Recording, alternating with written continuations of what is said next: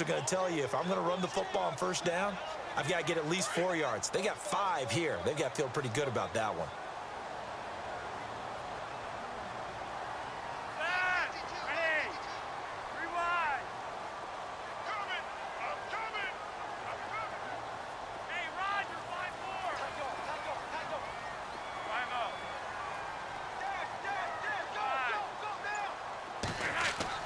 A break from the ground game here. Flacco under a heavy rush, and down he goes.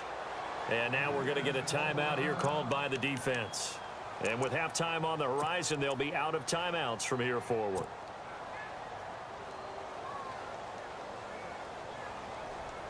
Flacco and the Ravens now, after the sack, need something good here on 3rd and long.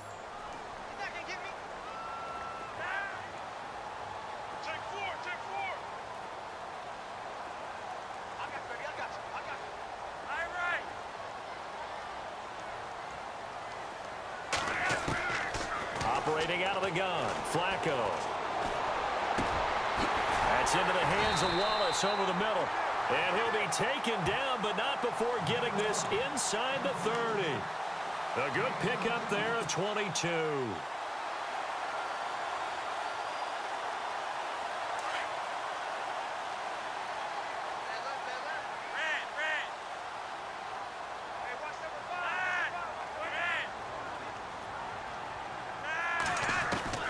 On first down, Flacco. This will be caught inside the 10. And he'll take it into the end zone for a Ravens touchdown. Rashad Perriman, 26 yards. And the Ravens will add on to their lead. Tucker now for the extra point.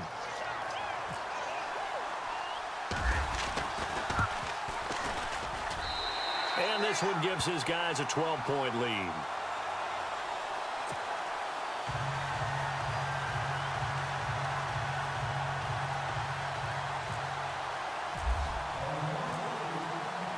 Here's Tucker now out to kick this one away. That'll be taken in the end zone. And no thought to bring this one out. He'll just go down to a knee, and he'll take over at the 25. The runner-up New England Patriots offense back onto the field. And I wanted to get your thoughts on the offense for this crew as they go into 2018. How do they stack up, Charles? Typically, New England, pretty darn stable. One of the goals going into the offseason was to try and hold on to running back Dion Lewis, because coupled with James White, that's a heck of a tandem. Of course, the big fella, Gronk. You know, you find him another all-pro year in 2017. And remember, before 2017 began, they picked up Brandon Cooks in a trade at wide receiver. That paid off in a big way. He had his 3rd straight 1,000-yard season in the NFL. And then, of course, there's Danny Amendola, Chris Hogan, and they expect to get back Julian Edelman for all of 2018, coming off of a knee injury. And he will go down outside of the pocket for a sack. Tried to get away, but could not. Brady's saying let's go as he'll hustle him to the line. Well, you don't usually get a sack from a nose tackle spot, but we got one there. No, we don't, and a lot of the times in passing situations, they end up off the field anyway. So how happy was he to work his way back to the quarterback and put him on the ground? He's going to end up with a nickname after something like that, some Big Jelly or something like that. Brandon Cooks, the receiver he was going after, and it's 3rd down. But one thing that I've liked defensively is that they've shown him a lot of different looks here in the first half. They've come after him. They've sat back. I think that's what you need to do to keep an offense guessing. And they certainly have kept them on their toes. That's why they haven't had much success on the scoreboard.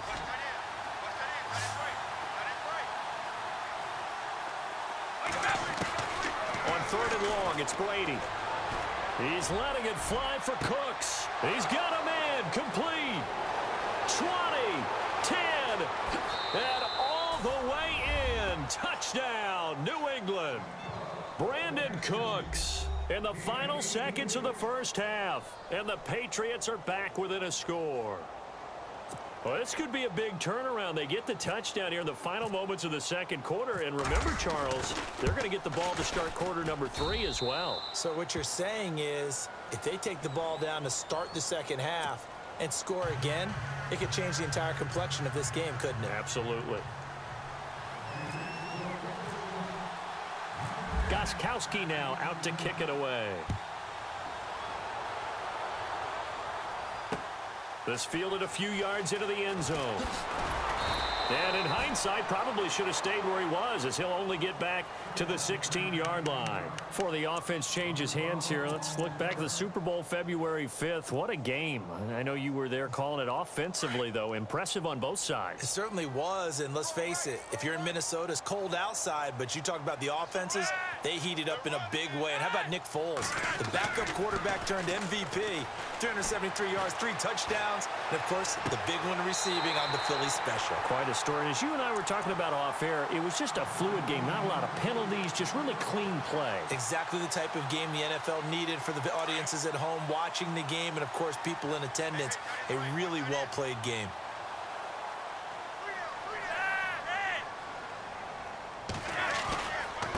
They run with Collins.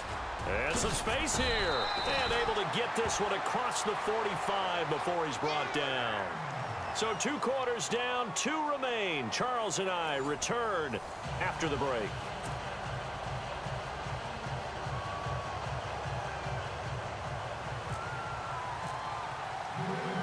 So both teams have their marching orders, and we'll get going again here in quarter number 3.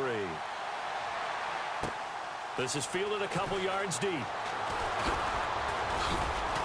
And he's able to get it across the 20, but not by much, as he's marked down at the 21-yard line. Out come the Ravens now. They'll go on offense first here in this third quarter. They have the lead. Now they'll be looking to extend that lead. And this is where I enjoy talking about one of my favorite subjects, tendency breakers, or counters, as I also like to call them. You've done things in a certain way in the first half, and they've had the ability to see what you've done. They're going to make their adjustments. So guess what? You adjust yourself and try and stay ahead of the pace, because you are looking for some separation in this ballgame. The adjustment to the adjustment. Without a doubt. Show them one thing, hit them with something else.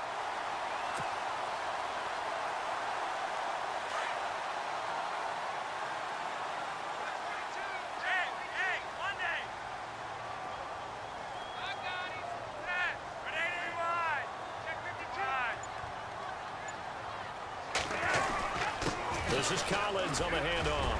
Room here to run. And he'll be taken down, but not before getting this inside the 30. A big chunk on the ground there, 27 yards. And that's something that's been lacking in Baltimore's running game the last few seasons, the ability to really hit on a big run. Last year, their longest run was just 41 yards all season, 4 yards per carry near the bottom of the league.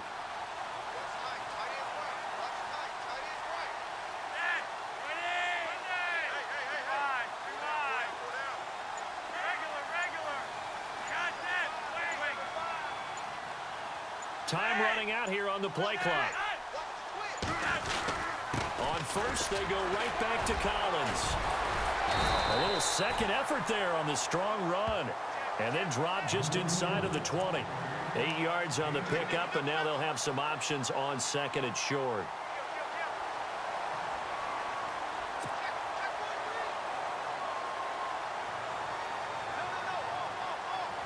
And now the offense operates in the red zone.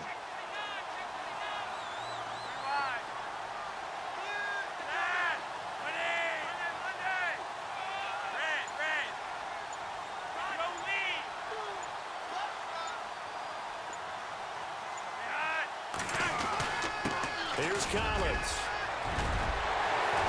And he couldn't quite get there. Tackled down at the 1. 18 yards there, and it'll be a first and goal.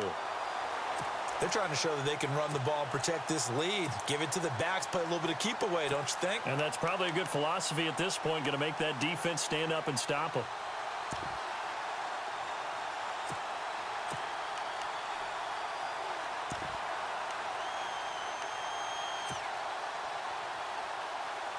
First and goal, they'll look to smash it in. Maybe a quarterback sneak here.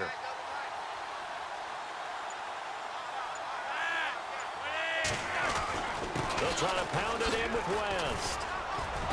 And they will stop him after a fairly minimal pickup. Only a yard that time, second and goal.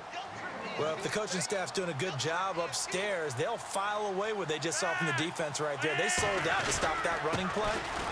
And he will take it in for a Ravens touchdown. Tearing It's West taking it in. And the Ravens will extend their lead.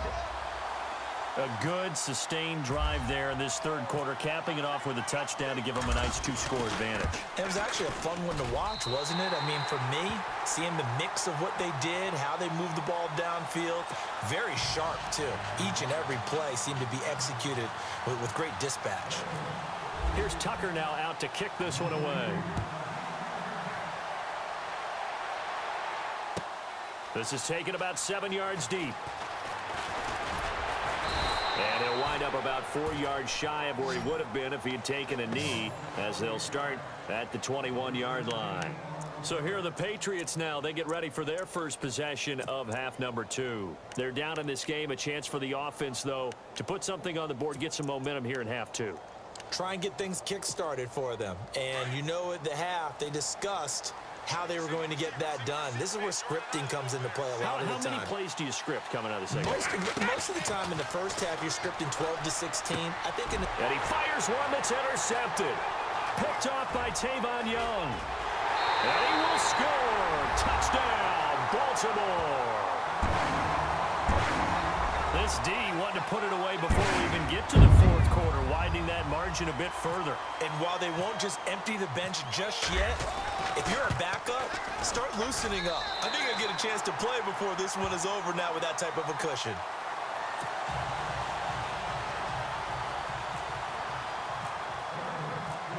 So they throw the pick six. They'll get another shot at it now as this one's in the air. And no return on this one as the fair catch is signaled for and taken. So the Patriots coming out now. And they just had that pick six. I guess the only positive maybe of them returning that for a touchdown. This offense right back out onto the field to try to make up for it.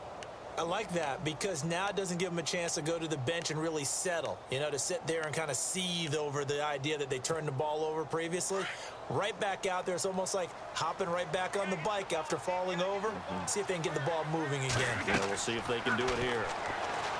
Now Brady, they'll try and set up the screen. It's complete. Oh, and Lewis lost the football, but this will fortunately wind up out of bounds. Now I have to admit, partner, that I've often thought that I don't like this rule where the offensive player fumbles the ball, it goes out of bounds, and they get to keep it. That's just because you're a defensive guy. That's why you don't like it. Yeah, you're right. It is a slanted view, isn't it? But this is where, for the offensive team, the sideline is their friend. Usually it's not there for him. Yeah, exactly right. I actually played for a guy in college. You know what he used to name the sideline? Sammy. Sammy sideline, and use him well. 4 yards on the completion, and it sets up a third down. From the gun on third down, Brady. Looking for Gronkowski, and he's got him complete. And he'll be taken down, but not before he gets into enemy territory. The 21 yards there as they convert on third. And the D looking like they may blitz. Now White. And his first carry, he loses the football.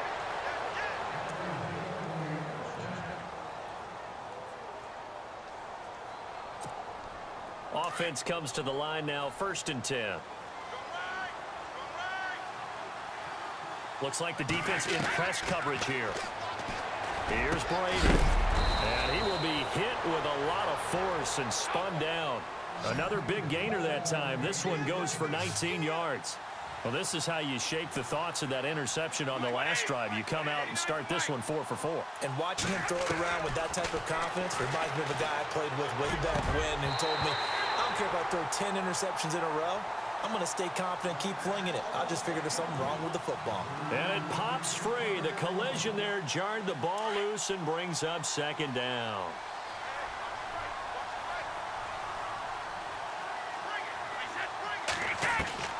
Looking back to the air on 2nd down, it's Brady. And Brady going to be intercepted a 3rd time.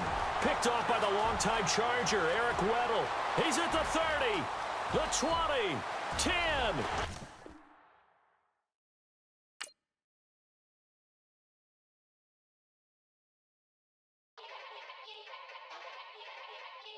Yeah. Young Gerald. Yeah.